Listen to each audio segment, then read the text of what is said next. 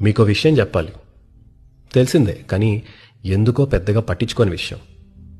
మనం సంక్రాంతి అంటాం, పొంగల్ అంటాం, బీహు అంటాం, లోరీ అంటాం, ఉత్తరాయణం అంటాం, మకర జ్యోతికి మ్రొక్కుతాం. ఎటు నుండి ఎటు కొలిసిన దాదాపు 2000 మైళ్ళ దూరం ఉన్న దేశం మనది. దాదాపు ఎక్కువ తక్కువలు చూసుకుని దాదాపు చిన్న పెద్ద 400 పైగా భాషలు. మన తినే తిళ్ళు వేరు, పద్ధతులు వేరు, బట్టలు వేరు, భాషలు వేరు. కానీ అందరం ఒకే టైంలో ఒకే సమయంలో పండగ చేసుకుంటాం. ఎవరు చెప్పారు అలా చేయమని?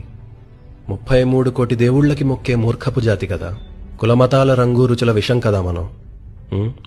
అన్ని చోట్ల అదే కారణానికి ఎలా చేసుకుంటున్నాం పండగ మరి?